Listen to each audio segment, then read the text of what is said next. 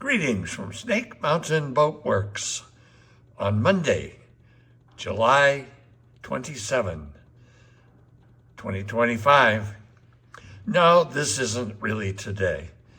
This photo is one of Miss Jayne, still in Virginia, in July of 2024, before she arrived at Snake Mountain Boat Works for a complete and comprehensive preservation. So I thought it'd be fun as we approach the finish line, yes, we are approaching it, to merge two videos. The first is Miss Jayne arriving here. And we go through about 4 minutes of, oh my God, what's before us? And then we'll switch over to a video I just shot today, complete with introduction. It's about 5 minutes long. What a transformation. I think you have to agree. Miss Jayne is getting close, really close. Her engine will be here soon from Peter Henkel's shop in Marine City, Michigan. The lettering is just about ready for prime time. We're able to save all the the original upholstery and much, much more. But I thought first you might enjoy spending a few minutes visiting with Miss Jayne upon her arrival, welcoming her to Snake Mountain Boat Works. So let's take a look and see who came to visit. Major and very comprehensive overhaul and preservation. She's powered by a 350 Crusader V8 that is now at Robert Henkel's shop in Marine City, Michigan. And we've been working on stripping her of all the hardware and seating and ceilings and, you know, everything that's bolted on to see what work lies ahead of us. The first thing you'll notice is that, unfortunately, she is fiberglassed all the way up to here, all the way around. And the fiberglass has broken free, and you know that water has soaked down in there. So we're expecting that at least the chine plank is going to be pretty severely rotted. We'll flip her next and start taking the bottom off. There's pretty strong evidence of rot behind the splash rails. That's quite typical of this model. The corners look reasonably good. The hull sides, in truth, virtually all of the bungs are popped. And we can see we've got a plank that's popped out here. And she's had some work done to her over time. This was originally, of course, a vinyl covered deck. And at some point in her life, this deck was replaced.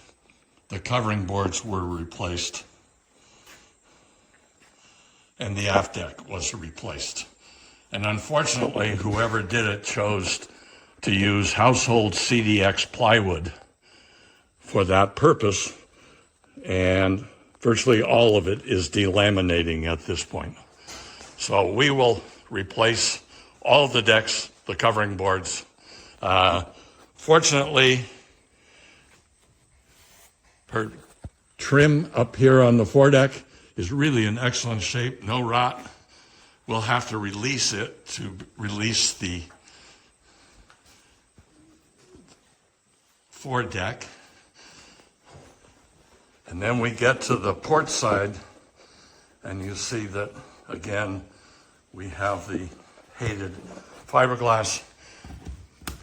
I'm pretty sure what happened is that somewhere around when this boat left the plant, Fiberglassing the bottom of wooden boats as an attempt to compete against the emerging soda pop bottle, plastic boat, fiberglass boat industry became all the rage.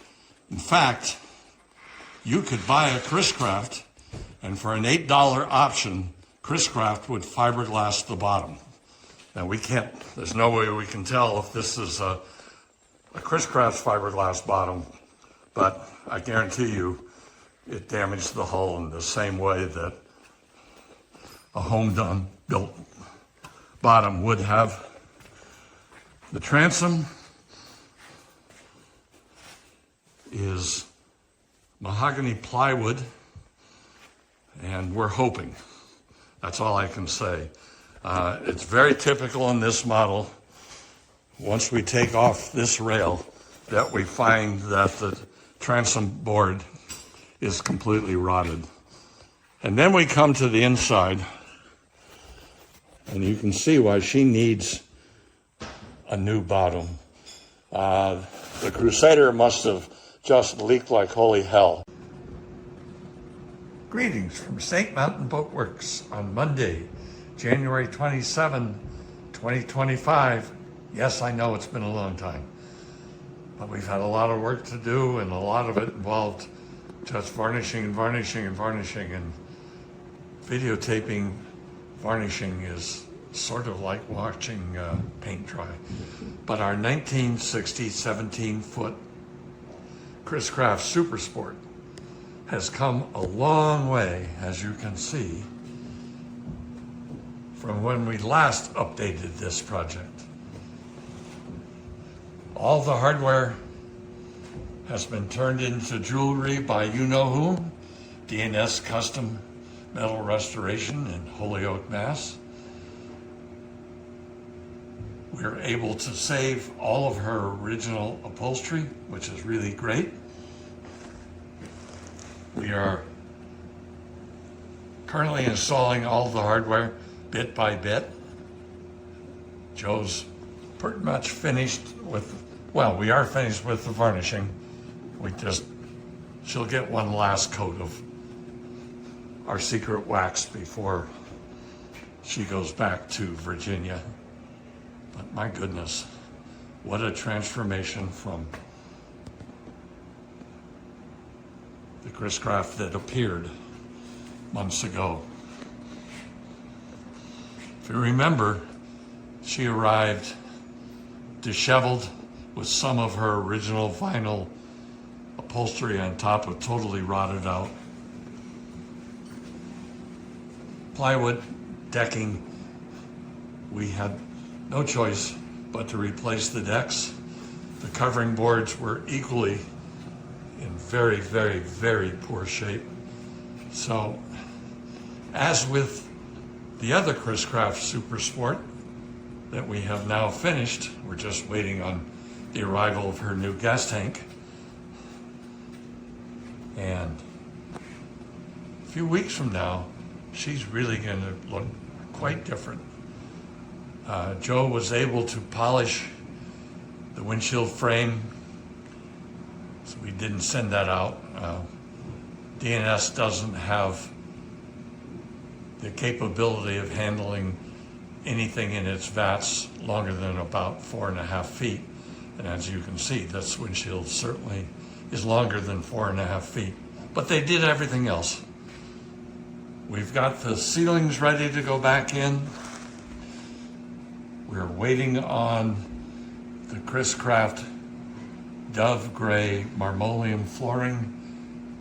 She will end up with just a beautiful floor that is very typical of Chris-Craft. In fact, Chris-Craft used this product in many of its boats. So we're going to keep working. Her engine has been rebuilt by Robert Henkel.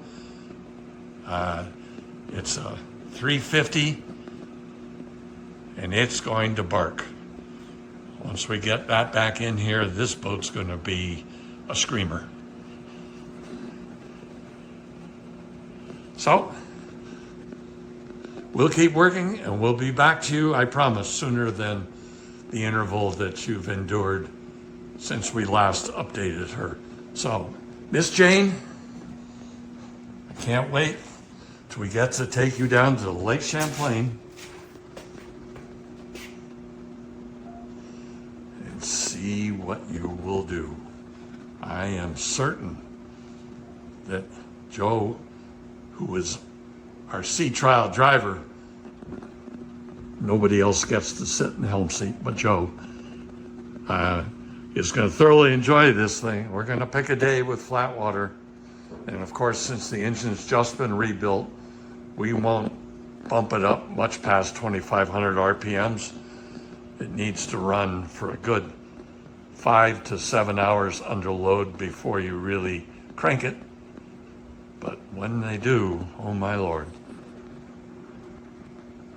So that's our update on Monday, January 27, 2025, on a 1960 17-foot Chris-Craft Super Sport. Thank you so much.